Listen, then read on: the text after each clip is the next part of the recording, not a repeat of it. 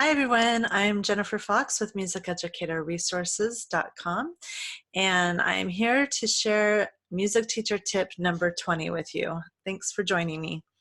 So with this tip, this is actually going to be a three-part teacher tip.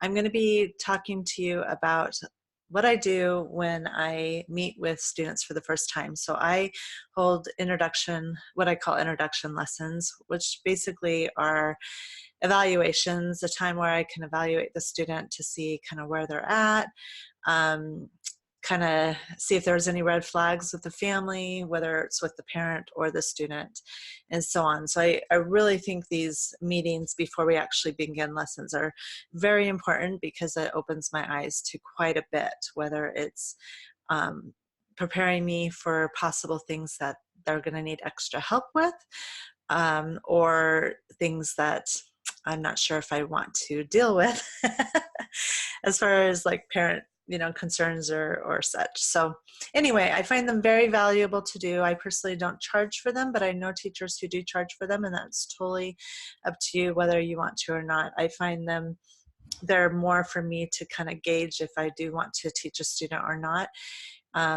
and just kind of go from there. So I just feel better not worrying about charging, and I haven't had really any negative experiences with that. Matter of fact, there have been times where there were a lot of red flags and I decided that we weren't a good fit. So it's definitely worth my while. Anyway, I wanted to go through the lesson evaluation part. So part one, I'm going to be going through the early childhood. So when students are 4, 5, 6 years old, what I usually do with them to evaluate them and see if they're ready for lessons, and see maybe what comes naturally to them or what they need a little bit more work on. So the very first thing that I do is we just start with some rhythm coordination skills. So I simply do some clap backs. So I'll clap a rhythm and then they'll clap it back. And I give very clear instructions. I let them know that I'm going to be clapping a rhythm and they're going to be clapping it back to me. So it's kind of like an echo game, but they'll know that I'm done clapping when I put my hands on my lap. So that's really important to let them know that wait until you put your hands on your lap and then it's their turn and then they can clap. So that's what we start with. And then afterwards, I just like to gauge if they're able to keep a steady pulse or not. So to do this, there's a couple things that you can do. I like to use the pendulum metronome, where they're seeing the pendulum swing as well. And I use that with different speeds, different tempos. So we'll do it I'll start usually at a medium tempo, and then I'll slow it down, and then I'll speed it up and kind of see if they can stay with that steady tempo. And then you can also do that with having them play a middle C along with a backing track. That's another good way as well that you can kind of test that steady tempo. Actually interviewed and I'm working with a student right now that's a new student that really struggles with regular tempo, and I saw that right away in the interview lesson when I did her evaluation, and that's something I'm definitely going to have to keep working on her with, but at least I was able to figure that out right away when I first met with her. And so going in, I knew this was going to be something that we would have to work extra hard on. All right, then after the rhythm portion, we go into pitch, and I just kind of see if they can recognize highs versus lows. At this age, sometimes it's hard for them to understand the difference between high and low. So we'll talk about up and down. High sounds I'll liken to animal sounds, like a bird tweeting and a lion roaring, that kind of thing. So, and then louds and softs, so different things with pitches and such. And then I will go through alphabet and number recognition. Because of their age, the one I actually interviewed, I found out that she recognizes and can write her numbers, but she's not quite there on her letters. So I knew exactly where I needed to start with her and what I needed to do in order for us to start off on the right foot because if I did what I normally do with students, it wouldn't have worked with her at all. So again, it was really good for me to kind of see where she was at, what she knew and such. So with the alphabet, I explain what the musical alphabet is and I have them say it. And then if I feel that they can probably say it, because sometimes I'll have some really bright early childhood students, if I feel like they can try it backwards, I'll ask them to see if they can do it backwards. But that will, of course, depend on gauging in the particular student. If they're able to say it forwards, and if they're confused or unable to, like my one student that I went through, she was unable to say A, B, C, D, E, F, G and recognize those letters. So that was really good for me to know because I knew I needed to go a different route with her. So I will show them simple alphabet cards, nothing fancy, just has the letter name. And so I'll also just hold up the letter and have them name what the letter is. And see if they're able to name it. And then we'll build an alphabet, what I call an alphabet caterpillar, or you could call it a train. And we just kind of let them, I have a ton of these.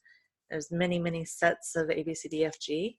And so we'll just have them go in order of the caterpillar and just have them place them where they belong. Now, in my next teacher tip, I'll explain what I do further when it's a student that's starting new, but they're maybe 6, 7, 8, 9, they're older, not the early childhood. So early childhood, that's about all I do with the early childhood kids. And then I do the same thing with numbers. I make sure they recognize their number. So I'll maybe write a number on a whiteboard and have them be able to say it. I like to also have them go ahead and draw some numbers too, because I like to see their fine motor skills as well. So it's always good to gauge that as well. Again, the student that I'm just starting, her fine motor skills are really struggling. And so that's something else that we're gonna be working on. And that's one reason her mom wanted to start piano lessons, to hope that will help her a little bit in those fine motor skills. And then visual perception, I go through recognizing the 2 and 3 black keys. We go through, do they know the difference between their left hand and their right hand? We do some black key improvisation. I just want to kind of see, again, the rhythmic awareness with that. And creativity, do they kind of get creative with their improvisation, or do they play it safe? Are they willing to even do it? Sometimes just doing that first note is such a struggle. So how willing are they to do any of it? And, of course, I'm encouraging with that, just go ahead, just play that first note, kind of thing to get them going. There's no such thing as a wrong note. And in the evaluation, I'm also gauging their attention span. Are they able to pay attention to me, listen to directions, the child's attention to the parent, if kind of gauge that. The parent's attention to the child, is the parent just surfing on their phone during this time, or are they kind of engaged in watching and seeing what's going on? Are they getting too involved, trying to you know what I mean. Sometimes parents get a little too involved. So those are things I want to know too. Of course, those could be some red flags. And then I asked, does the child have any eyesight or hearing problems? Anything like that. I write down any red flags that I might see as well. So that is my, in a nutshell, early childhood lesson evaluation. And this is what I do with them on an introductory lesson.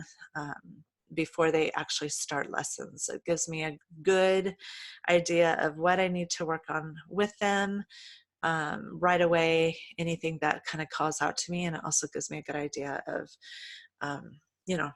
the parent interaction as well. And then, of course, during this lesson introduction, we go through the studio policy, any concerns. I go through a typical what a lesson would look like, what they would do while they're here, our group activities that we do during the year, just basically things to expect. I, just kind of go through all that too.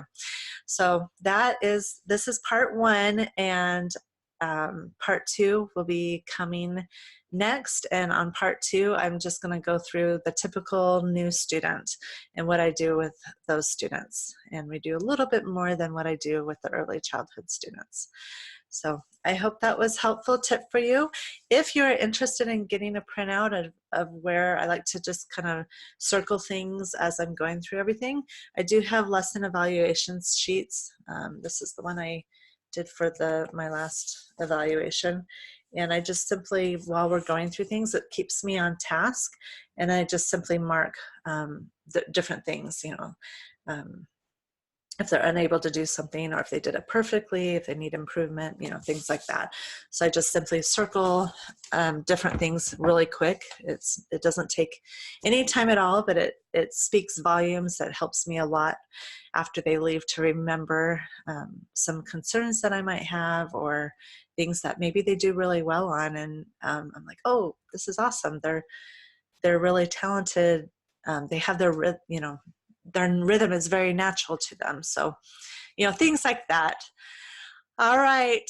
I hope this was a helpful tip for you. And if you have any teaching tips, music teaching tips or tricks that you want to share, feel free to share them with me, and I'm happy to share them for you. Of course, I give full credit anytime someone shares something with me. Give full credit, and we would all love to hear about it. So, all right, happy teaching. Bye.